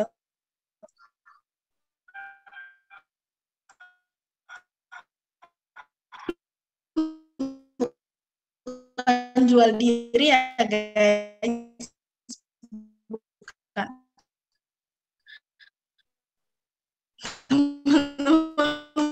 Bukan itu ya, tapi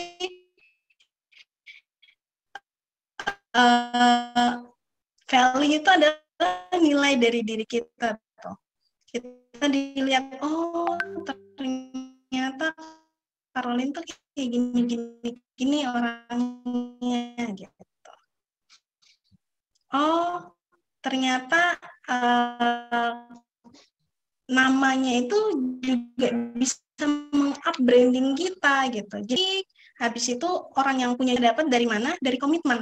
Yes, dengan komitmen orang yang kita ajak kerjasama. Kalau saya mau mama-mama yang mendukung saya dari belakang dan tim saya mendukung dari belakang. Kalau tidak adanya komitmen, bisnis itu tidak akan berjalan. Karena bisnis itu bukan tentang satu orang, bukan karena saya membranding diri pelaku UMKM di Papua, terus produk saya jadi paling bagus. Enggak. Kalau buat saya, bisnis itu tidak akan menjadi hal yang bisa dihitung kalau tidak ada tim yang di belakang. Jadi tim itu penting seperti itu. Terus yang terakhir adalah networking. Nah, setelah kita tahu otentik kita seperti apa, personality kita bagaimana, perbedaan value kita seperti apa, dan kita udah tahu di awal tadi yang kita obrolin adalah target konsumen. Target konsumennya apa? Itu yang akan menentukan yang terakhir, networking. Networking itu kita harus kenal sama siapa, kita harus bikin koneksi dengan siapa gitu. Kayak misalnya saya jual noken, saya pasti untuk menjual itu saya bikin koneksi ke orang-orang yang selama ini mungkin di sini sering beli noken untuk jadi oleh-oleh. Nah, saya kenal tuh, saya coba kenalin diri saya ke orang-orang itu. Terus misalnya saya pingin nih pouch saya dikenal sama orang-orang bank, pingin dikenal sama orang-orang yang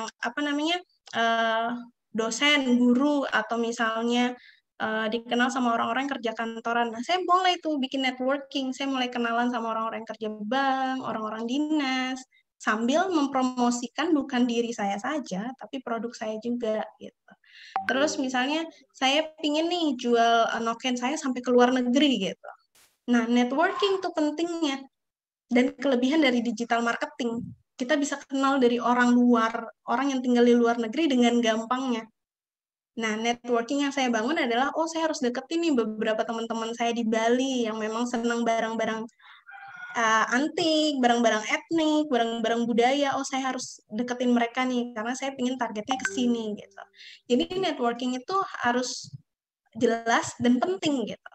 Untuk bukan hanya kita personal branding ke siapa, tapi networking yang kita bangun melalui personal branding itu akan mendukung produk kita, brand kita ke depannya. Seperti itu. Mungkin next.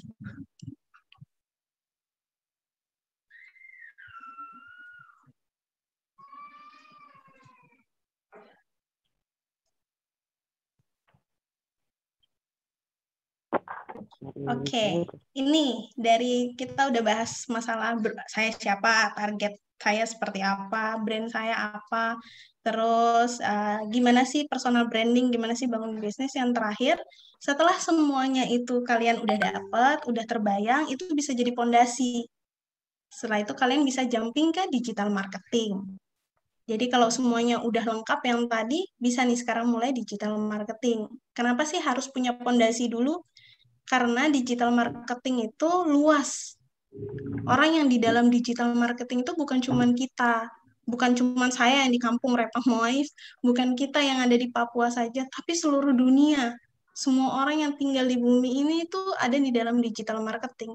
Kalau kita tidak punya fondasi, kita nggak tahu nilai unit usaha kita apa, kita nggak tahu kalau misalnya produk kita harus seperti apa, brandingnya harus bagaimana, kita sebagai pemilik juga personal brandingnya itu juga harus punya fondasi. Kalau target kita seperti apa, kalau kita nggak punya itu, saat kita masuk ke digital marketing akan gampang terombang-ambingkan dengan tren. Hari ini jualan baju, kayaknya udah nggak ngetren deh baju ini, ganti celana aja deh, besok jualan celana.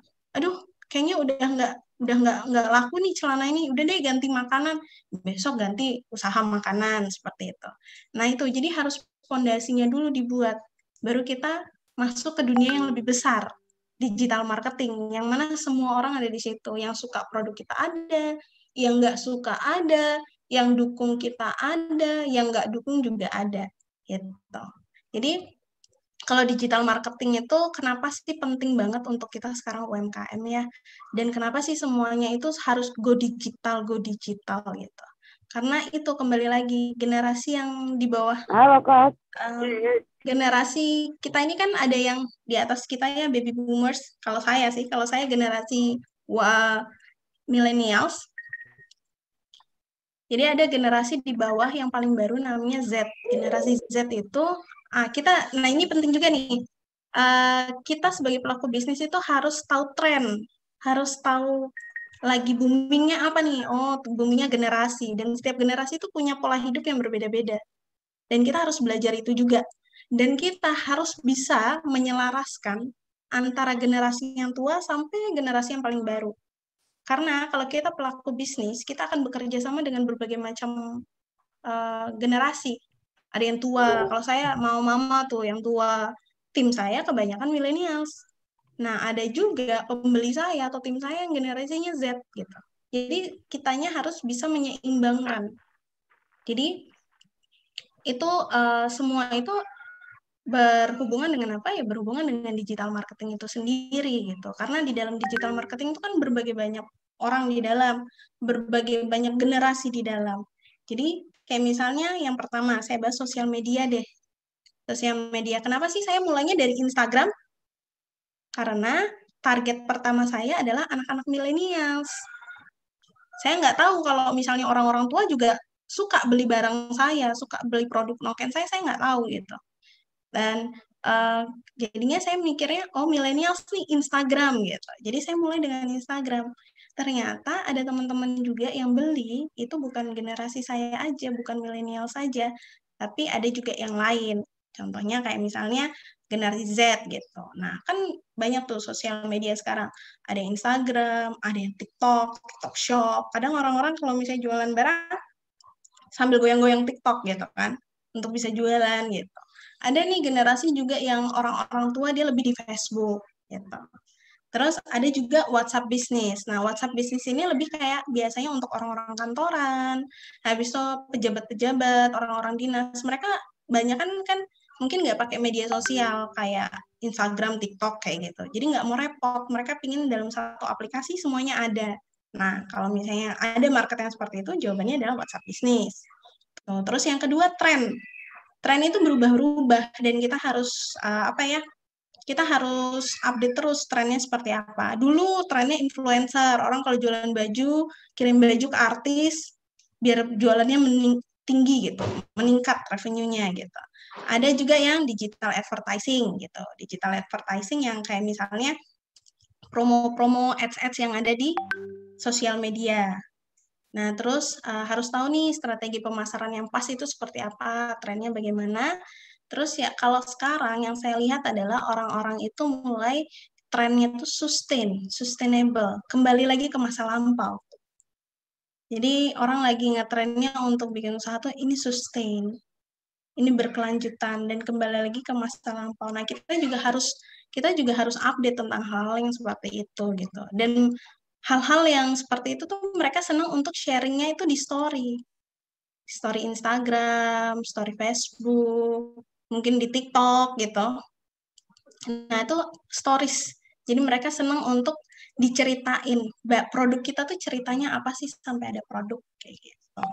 Terus kalau sudah dari tren, ya ada lagi konten marketing. Konten marketing itu mungkin kalau teman-teman yang nggak terlalu pinter di konten marketing, mungkin bisa hire perusahaan atau orang yang memang ahli di bidang konten marketing. Jadi mereka nanti akan bikinkan schedule, terus mereka bikin caption, mereka tagging foto, tagging video, terus mereka juga bikin kayak gimana sih online shop atau misalnya sosial media kalian itu merepresentasikan barang yang kalian jual gitu.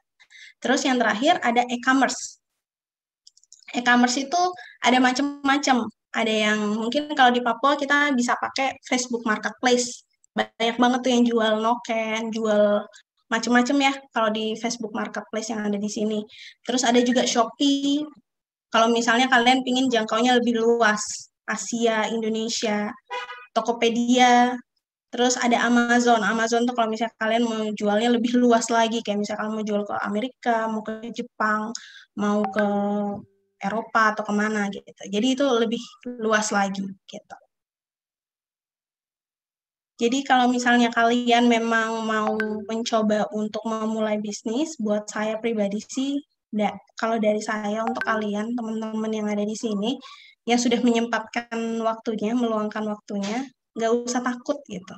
Nggak usah takut, kalau memang gagal ya nggak apa-apa gitu. Itu bagian dari kita namanya merintis bisnis, namanya kita keluar dari zona nyaman. Mungkin ada teman-teman yang di sini yang udah kerja nih, udah bulanan dapat duit gitu, terus pingin bisnis tapi galau gara-gara aduh nanti kalau misalnya mulai bisnis nanti uang tiap bulanannya gimana ya gitu. Nggak kayak dulu dong kerja sama orang yang bulanan pasti ada. Ya memang kalau kita namanya membangun bisnis di awal itu harus siap jatuh bangun, itu harus siap. Itu harus dipegang teguh-teguh pasti jatuh bangun gitu. Nggak ada orang yang bikin bisnis itu langsung sukses gitu. Kayak yang di sini yang saya dengar adalah Saga itu. Katanya Saga itu dulu mulai dari toko kecil. Akhirnya sekarang di Papua, supermarket, mall yang orang kenal adalah Saga gitu. Semua orang dapat dan taunya kalau mau beli di mana, beli apa. Saya pertama kali pindah ke sini mau beli ini, Saga. Semua orang bilang Saga gitu. Itu karena apa?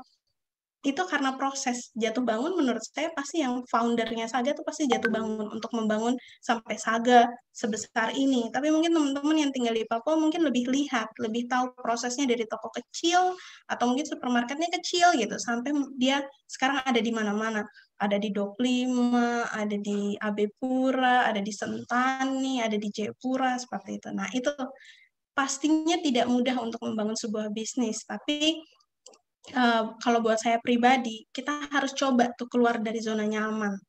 Nggak gampang, tapi kita coba dulu nggak apa-apa. Kita kan generasi muda ya, hidup kita masih panjang gitu. Nggak apa-apa, nyoba dulu. Kalau memang gagal, kalian mau kembali ke tempat, misalnya mau balik lagi kerja ke tempat kerja yang dulu, atau misalnya mau coba lagi, ya nggak apa-apa. Itu kan sambil kita mencari tadi identitas kita seperti apa gitu. Jadi kalau kita udah tahu, udah nyoba, kita tahu diri kita siapa, kita tahu batas kita sampai mana, dan mau melanjutkan untuk bikin bisnis, gampang jatuhnya jadi personal brandingnya, karena udah kenal diri sendiri sampai di mana, kayak gitu. Mungkin slide yang terakhir.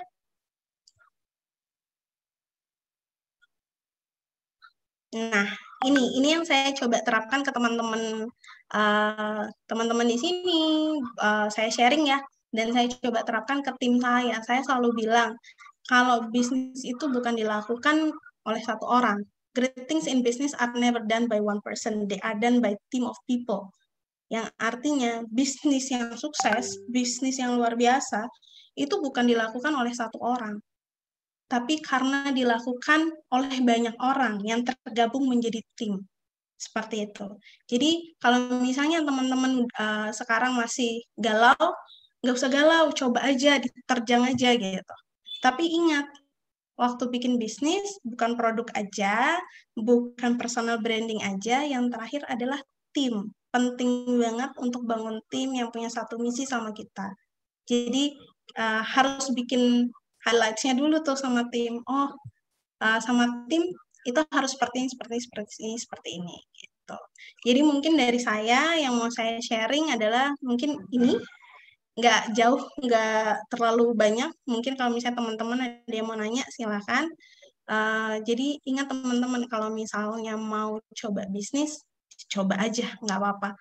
Saya aja yang dari 11 tahun kerja sama company besar, perusahaan besar, saya mau loh lompat untuk bikin usaha.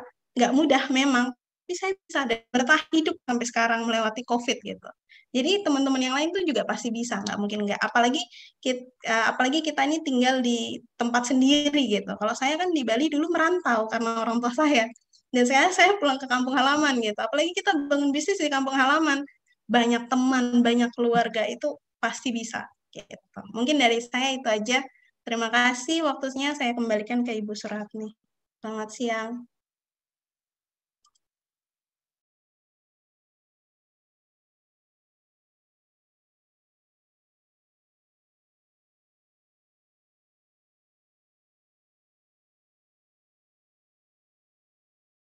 Ibu Suratni, suaranya nggak kedengeran. Untuk membangun kampung halamannya, melestarikan budaya kampung halamannya, yang dengan harapan nanti bukan hanya dinikmati, artinya kalau beliau di Bali itu hanya dinikmati sendiri ya Ibu ya. Dengan Ibu pulang ke kampung halaman bisa melestarikan budaya-budaya lokal, nokeng terutama yang sebenarnya itu aset yang luar biasa, dengan harapan dengan di usaha Ibu nanti dapat dilestarikan dan nokeng itu nanti tidak akan hilang. Ya, terima kasih Ibu Caroline atas materinya. Kita beri aplaus untuk Ibu Caroline. Baik, untuk acara selanjutnya diskusi, tanya jawab. Jadi untuk termin pertama kami buka untuk 3 penanya. Silahkan.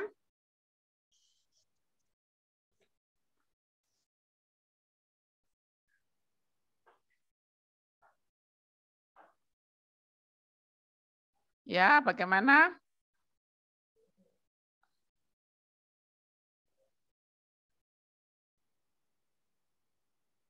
Dari ini mahasiswa beasiswa BIA, bagaimana ini? Tidak ada yang bertanya?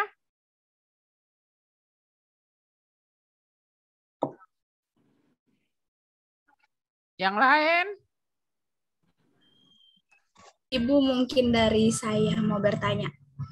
Dari mana? Ini dengan siapa? Dengan Yulita Werinusa, mahasiswa CSR dari BIAK. Lita? Werinusa, Ibu. Ya. Pertanyaannya gimana? Mohon izin Ibu Karolin mau bertanya, selama masa pandemi, itu kan Ibu masih melaksanakan usaha Noken ya? Ya. Itu kan masa pandemi itu kita dibatasi dengan semua hal, baik untuk bisa berjumpa dengan orang lain. Jadi bagaimana Ibu melanjutkan usaha Ibu di dalam dunia pandemi itu? Mungkin itu aja. Terima kasih. Ya. Baik, yang lain?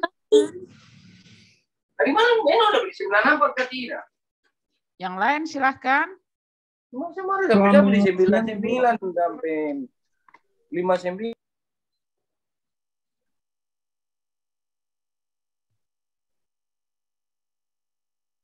Yang lain selain Ibu, selain siapa nih tadi, Lita ya? Selamat siang. Ya. Ya, mohon izin bertanya Ibu. Ini dengan siapa nih? Willy ya? Saya mahasiswa Willy dari PBJ Jayapura. Ya. Ya, untuk Kak Karolin mau izin bertanya. Kebanyakan orang untuk memulai bisnis kan kadang-kadang ketakutannya produk yang dihasilkan itu tidak mampu bersaing ya. Maksudnya takutnya nanti produk yang dilempar ke pasar itu nggak laku seperti itu. Maksudnya nggak mampu bersaing dengan produk-produk yang lain. Nah itu solusinya seperti apa? Terus mungkin modal dasar atau modal utama untuk memulai bisnis itu menurut Kak Karolin apa gitu? Itu aja mungkin. Terima kasih. Ya, terima kasih untuk Pak Willy. Terus kemudian berikut satu lagi.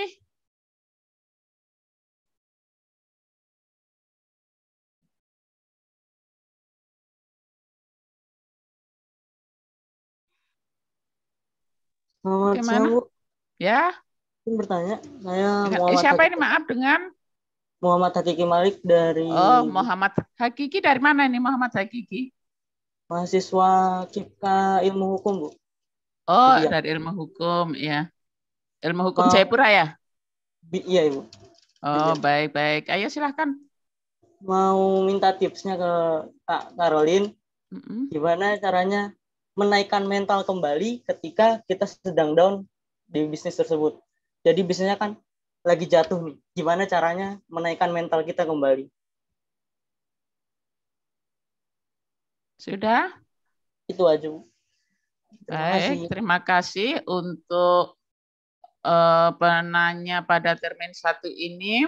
Jadi Ibu Karolin ini tadi ada 3 penanya, 1 Lita dari mahasiswa beasiswa dari BIA. Itu menanyakan usaha Noken selama pandemi, itu di mana ada keterbatasan, bagaimana bisnis tersebut dapat dijalankan. Terus kemudian untuk Billy Purnomo, kebanyakan orang itu untuk memulai bisnis itu khawatir tidak mampu untuk bersaing. Nah, bagaimana solusinya?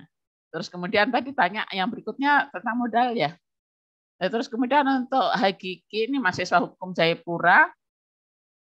Jadi bagaimana menaikkan memulihkan mental ketika sedang down. Jadi sedang down mungkin usahanya itu terus nggak berhasil atau bagaimana ya, sehingga dia down atau bagaimana maksudnya ini pertanyaannya. Jadi kurang lebih itu kami persilahkan untuk menanggapi. Oke, baik. Mungkin pertanyaan yang pertama, survive selama pandemi. Sebenarnya kalau misalnya kita jualan online itu malah menguntungkan loh pas pandemi gitu.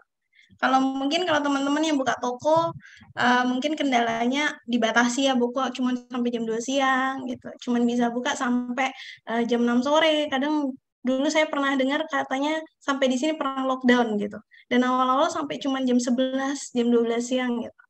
Pastinya kalau untuk orang bisnis itu rugi gitu.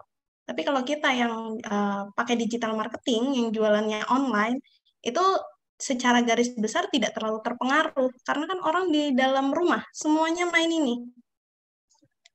Kita kan online shop itu untungnya dari tangan ini. Dan selama pandemi orang main di sini. Nah, ada kendalanya tapi.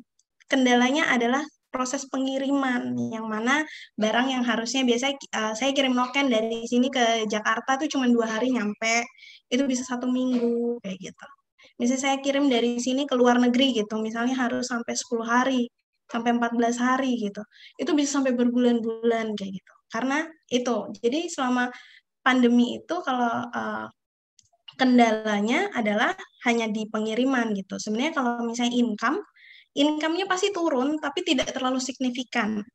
Tidak terlalu signifikan karena mereka itu belanjanya pakai tangan, online shop gitu. Jadi kalau dibilang survive selama pandemi, mencoba untuk survive gitu, balik lagi karena itu dari awal kita sudah branding. Produk kita seperti apa, kita udah jelas target market kita seperti apa gitu. Jadi karena udah ada pondasi-pondasi itu, puji Tuhan, alhamdulillah tetap bisa survive selama pandemi. Tapi kendalanya itu proses pengiriman aja kalau untuk saya pribadi gitu. Terus itu udah kejawab kira-kira ya pertanyaannya, survive selama pandemi pertanyaannya. Terus yang kedua dari Willy ya pertanyaannya.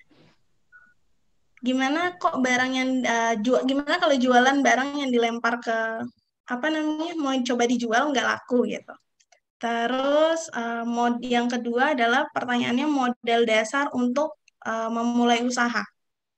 Nah, kalau barang yang dilempar nggak laku, nah itu pertanyaannya balik lagi, gimana persiapan sebelum kita menjual barang? Apakah hanya menjual hari ini, laku hari ini, selesai hari ini, atau mau bikin bisnis yang berkelanjutan, yang berdampak sosial? Karena bisnis yang berkelanjutan yang akan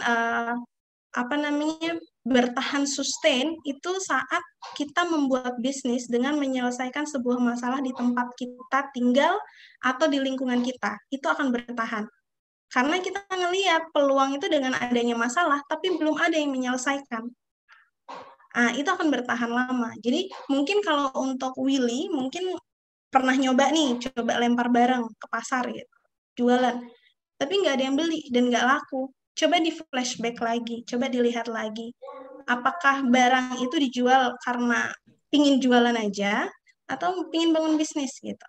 Kalau mau bangun bisnis, yang saya tahu dan yang saya sering sharing dengan teman-teman yang mungkin udah lebih duluan membangun sebuah UMKM atau membangun sebuah bisnis, itu adalah mereka selalu bilang, kita kalau bangun bisnis itu akan bertahan lama saat kita menyelesaikan sebuah masalah di lingkungan.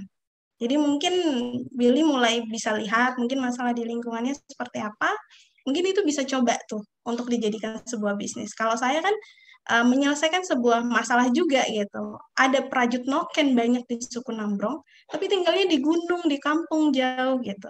Dan itu saya ambil sebagai peluang. Dan saya selesaikan masalah itu dengan online shop. Seperti itu.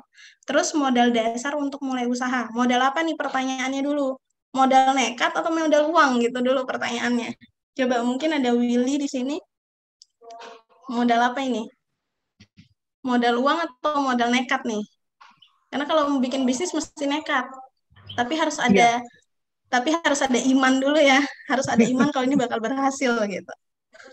Iya, maksudnya Kak modal utama ya. Maksudnya apakah uang itu termasuk modal utama, ataukah niat itu modal utama, kemauan, atau mungkin ada hal-hal lain yang mungkin bisa jadi modal dasar sekaligus mungkin modal utama untuk kita bisa memulai bisnis. Mungkin seperti itu, Kak. Terima kasih. Oke. Kalau untuk memulai bisnis, kalau di zaman kita sekarang, itu uang pasti. Kita harus ada uang untuk bisa modal utama, untuk bisa itu berputar, itu pasti. Tapi ada modal yang nggak pakai uang. Contohnya apa? Berani mengambil langkah dulu. Berani ambil langkah, saya mulai bisnis nih, gitu. Kenapa saya bilang kayak gitu?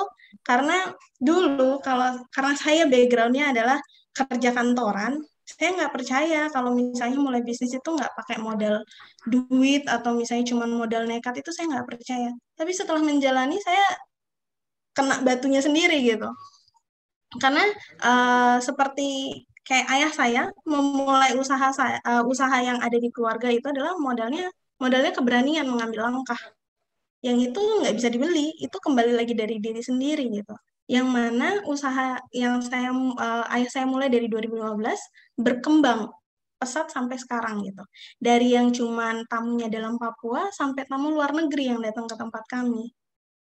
Jadi seperti saya juga, saya bermodalkan untuk bisa membuat usaha ini adalah satu, saya coba dulu gitu. Saya coba dulu dan saya melihat peluang. Saya melihat peluang, saya yakin saya bisa, saya coba. Sejalannya dengan waktu, nanti di situ kita lihat, oh ternyata kita perlu modal uang sekian. Jadi kalau modal dasar yang benar-benar dasar itu adalah punya niat dulu. Benar nih kita mau membangun bisnis gitu. Dan apalagi kalau kita punya niat baik ya, membangun bisnis itu bukan hanya dapat untung, tapi kita ingin memberikan sedikit berkat yang kita dapat untuk orang-orang sekitar. Itu akan menjadi fondasi yang lebih kuat gitu. Karena kalau kita tumbang, ya udah berarti orang-orang sekitar kita juga kehilangan mata pencarian, tumbang juga gitu. Jadi mungkin modal dasar, benar-benar dasar adalah kita benar-benar niat, kita benar-benar pingin bangun usaha ini ke arah mana, seperti itu. Mungkin itu yang untuk Willy. Yang ketiga dari Hakiki ya. Gimana caranya menaikkan mental kembali saat jatuh? Kalau jatuh berdiri lagi, Hakiki, jangan lupa berdiri ya. Nah, kalau misalnya menaikkan mental kembali saat jatuh, nah itu makanya yang terakhir saya bilang perlu tim. Kita usaha itu nggak bisa sendiri. Kita perlu tim yang satu visi, satu misi sama kita. Jadi saat kita jatuh, ada orang lain yang ingetin kita. Gitu. Jadi gimana caranya menaikkan mental kembali saat jatuh? Kalau waktu saya benar-benar mikir kayak, aduh, kok nggak ada yang beli noken saya sih selama 1 bulan gitu. Aduh, kok nggak ada yang beli noken saya sih selama 1 minggu gitu. Itu mental jatuh, pasti mental jatuh gitu. Karena itu kan mempengaruhi revenue. Revenue yang mempengaruhi adalah mempengaruhi orang-orang sekitar saya. Mau mama yang bikin noken, itu akan terpengaruh penghasilannya. Gitu. Jadi bagaimana caranya menaikkan mental? Saya punya orang-orang di sekeliling saya. Saya mencoba mengelilingkan orang-orang ini di sekeliling saya untuk bisa membantu mental saya kembali jatuh. Itu pentingnya sebuah networking. Itu pentingnya sebuah koneksi. Dan pentingnya sebuah lingkungan. Kayak misalnya gini, kita ke pasar, kita mau jualan tas Hermes atau tas Louis Vuitton gitu. Tas yang bermerek, yang nggak mungkin bisa gitu. Karena marketnya udah beda.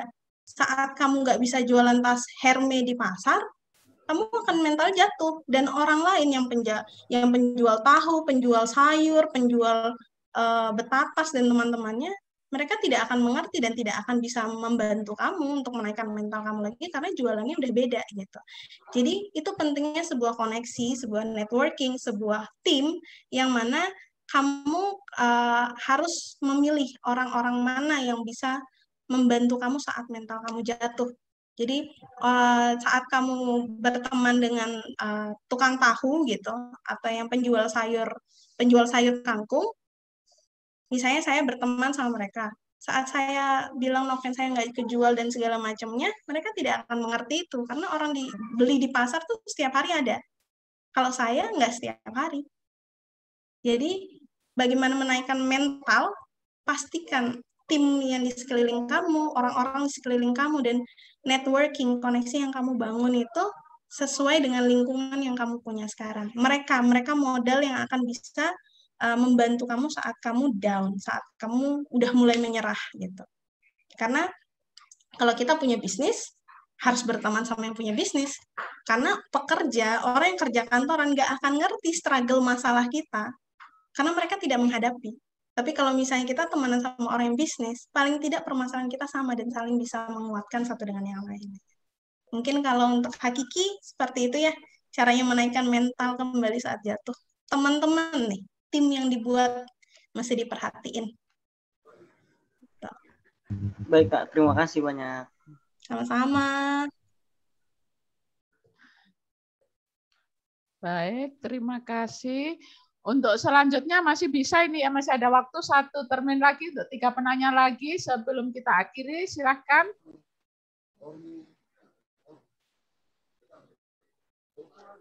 Ayo kesempatan ini, mumpung ketemu pakarnya nih, bagaimana nih supaya bisa membangun UMKM.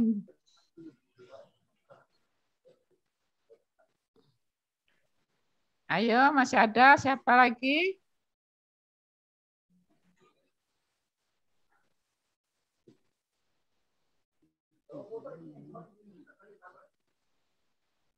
Ini Antoneta mau bicara kah? Antoneta Beni?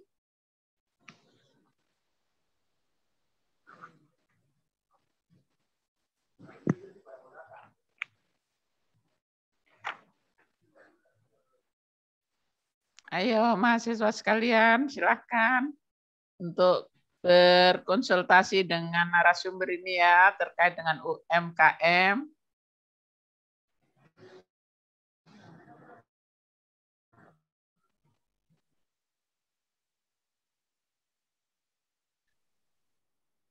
Bagaimana? Sudah tidak ada kah? Rupanya mungkin bingung ini. Apa saya itu sebenarnya mau panggil ibu juga karena perempuan ya. Panggil ibu masih terlalu muda. Karena ini mamanya orang Jawa jadi saya panggil saja Mbak Karolin ya. Mungkin ya lebih bagus Mbak Karolin ya. Mbak Karolin, ini teman-teman ini mungkin bingung apa yang mau ditanyakan ya. Sebenarnya apa yang disampaikan ini cukup menarik, cukup bagus. Saya sudah cukup luar biasa untuk usaha Mbak Karolin dalam membangun UMKM di kampungnya, dengan rela meninggalkan kota besar yang begitu luar biasa ya, Bali yang luar biasa, dan sekarang karena niat untuk melestarikan budaya ya, terus kemudian membantu masyarakat sekitar dan mudah-mudahan memberi nilai ekonomi yang secara berkelanjutan. Jadi kalau memang kira-kira gimana ini, sudah nggak ada yang tanya nih? Kalau memang tidak ada, saya persilahkan Mbak Karolin untuk memberikan closing statement dari materi yang ada pada hari ini. Oke. Mungkin closing statement-nya nggak terlalu yang kayak gimana-gimana banget ya, karena ini soalnya masih milenial sih Bu, maaf loh. Jadi yang santai aja gitu. Mungkin kalau dari saya, mungkin nggak banyak, dan udah saya ulang dari tadi, kalau mau coba untuk berbisnis, mau menjadi salah satu pelaku UMKM di Papua, ayo sama-sama gitu. Kita bangun sama-sama, apalagi kita yang generasi muda gitu. Ayo dong kita generasi muda di Papua tuh bisa bersaing dengan provinsi yang lain gitu. Jadi kita juga bisa dihitung, oh ternyata UMKM millennials di Papua tuh juga ada gitu. Jadi mungkin kalau saya sendiri nggak mungkin bisa, tapi kalau misalnya teman-teman satu persatu dari sini, berapa orang yang datang gitu. Satu orang punya satu bisnis, satu orang punya satu bisnis, satu orang punya satu bisnis. Itu pasti kita bisa kok bawa nama Papua ke depan untuk menjadi UMKM yang bisa bersaing dengan tempat yang lain seperti itu. Dan kalau saya bilang tentang peluang, peluangnya besar. Di sini untuk kompetisi ada, tapi tidak terlalu masif. Kecuali kalau kita keluar, kompetisi itu pasti ada gitu. Mungkin lebih daripada di sini. Di sini peluang itu masih ada, masih banyak. Tapi ingat, usaha yang berkelanjutan dan berdampak sosial itu berawal dari masalah yang diselesaikan. Jadi Kalau bisa kalian lihat dulu coba potensi di sekitar kalian apa, kira-kira masalahnya apa, solusinya gimana, dan itu akan bisa menjadi nilai unik usaha kalian yang tidak bisa mungkin di-copy dengan orang lain. Karena kalau kita punya usaha jangan takut di-copy ya. Di-copy itu pasti. Dilihat orang, diambil contohnya, produknya, dibuat lagi, itu pasti. Tapi namanya kreativitas setiap individual manusia itu berbeda-beda. Itu lagi, branding produk, branding diri sendiri itu penting. Jadi kalau orang mau copy produk kita, mau copy barang kita, nggak ada masalah. Tapi orang akan bisa lihat kreativitas tiap orang beda-beda. Mungkin dari saya itu, Ibu. Terima kasih. Terima kasih. Jadi peserta seminar yang saya banggakan, demikianlah seminar webinar tentang strategi membangun UMKM berbasis digital pada hari ini. Semoga dengan adanya seminar ini memberikan wawasan kepada kita semua. Bagaimana, apa yang dimaksud dengan UMKM, bagaimana usaha membangun usaha mikro, kecil, dan menengah. Saya selaku moderator mengucapkan terima kasih banyak kepada narasumber dan seluruh peserta. Akhir kata, saya mohon maaf jika terdapat kekurangan saya dalam acara ini, selama acara ini berjalan. Kita tutup kegiatan seminar hari ini dengan ucapan alhamdulillah.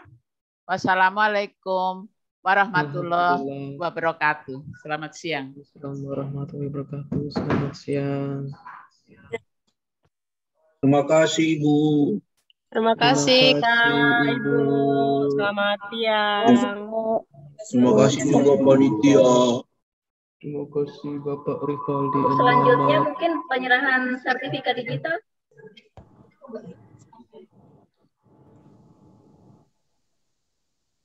Ya, untuk selanjutnya bagaimana sertifikat digital sudah siapkah Mas Lutfi?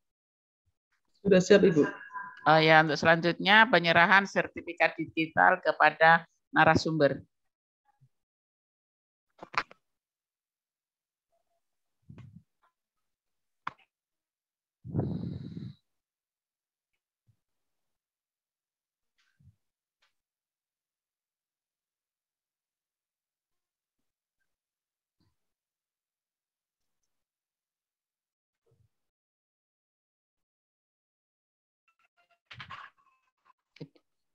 Jadi sekian, terima kasih ya Mbak Caroline. Jadi nanti teman-teman barangkali ada yang... Terima kasih. Ya. Rekan-rekan, silakan aktifkan kamera, kita akan foto bersama. Silakan aktifkan kameranya. Ya, terakhir foto bersama ya. Mohon di kameranya dibuka semua. Mohon Bapak Rivaldi Muhammad juga buka kamera.